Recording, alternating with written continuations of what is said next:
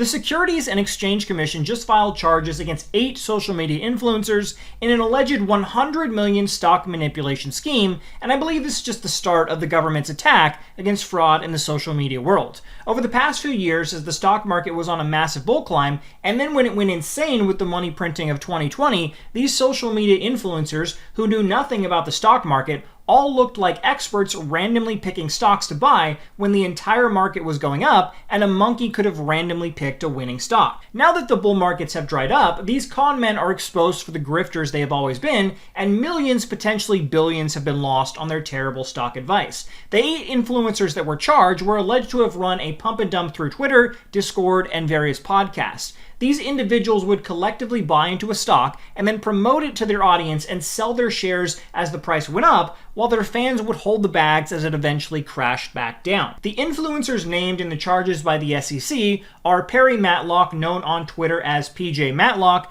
Edward Constantine, known as Mr. Zach Morris, who up until a few weeks ago was using the likeness of the character from Saved by the Bell as his profile picture, which I'm sure the company that owns the rights to that show loves having that connected to a pump and dump now, Thomas Cooperman, known as Oh Hey Tommy, Gary Deal, known as Notorious Lurtz, Mitchell Hennessy, known as Hugh Henn, Stefan Havret, known as Lad Back, and John Riskinski, known as Ultra Culls. Daniel Knight, known as Dip Deity, was also charged with aiding and abetting for helping to promote the pump and dump on his podcast that he co-hosted. Now, these guys use the age-old scammer tactics of showing themselves in front of Lambos and living extravagant lifestyles. Their target market is mostly 20-something young men who see these flashy fake lifestyles, believe it to be true, and want to live it as well. Take a look at this trailer of one of the scammers Oh Hey Tommy used to promote his lifestyle. My name is Tommy. I am from Tel Aviv, Israel. Now I live in Beverly Hills, California. Last year, I turned $3,000 into $4 million. We used to be broke! I am a stock trader, and I am also the number 61 DJ on the planet. I moved into this big-ass house with my best friend Gary to film a bunch of dumb shit for YouTube so y'all could laugh. What's up, guys? My name is Gary. I moved here from Nashville, Tennessee. I started trading stocks around 4 or 5 years ago, and I had $500 to my name. It was a rough day, and I lost around 340 grand on the day, and now I've made over $10 million in the stock market. Let's see what these goons do with this shit. It's been a whirlwind out here. I was recently engaged, now I'm not, and California life's a little bit crazy, guys.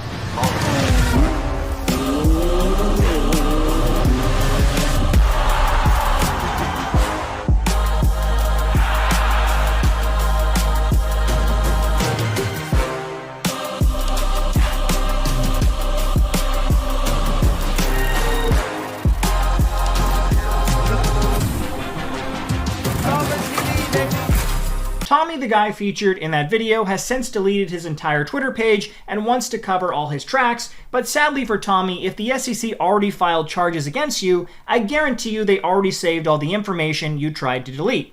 Now, Tommy claims in the video he turned $3K into $4 million, and I actually do believe that he did that, but it's not because he's an expert stock trader, it's because he scammed thousands of people into buying his pump and dump stock picks. What's even funnier is that many of these guys' Twitter page bios say, "Not financial advice, don't buy, sell off my tweets ever," and they somehow think that this protects them from giving terrible financial advice. As you can see, it doesn't work. Many of the largest stock channels on YouTube use the same warning saying that they are not giving financial advice, but as we've seen time and again, putting a disclaimer it's not financial advice and then actually giving people financial advice does not protect you in any way. The SEC is looking to throw the book at these guys to be an example to other grifters on social media who give horrible investment advice. These 8 individuals collectively face decades in prison, and their lives will undoubtedly be ruined if they lose this case. Now, as I said, I do feel this is just the start of the crackdown on this unaccredited financial advice giving on social media.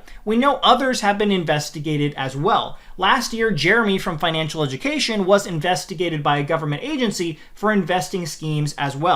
Hey there, guys. Hope you're doing good. So I need to come clean on something. So I saw some people in the chat today kind of like on me a little bit, like, oh, Jeremy's being lazy. He's not in the Discord chat that much and things like that, without even kind of knowing, what's going on. So a very serious organization, let's just put it that way, which I can't really speak on the matter because it's a legal situation, looked into, our program and was trying to figure out, am I financially advising you guys, telling you to buy certain stocks, sell these stocks, buy these stocks, things like that. And, I don't know if a short seller tried to, set me up or try to take me down or whatever the situation was. But needless to say, that happened.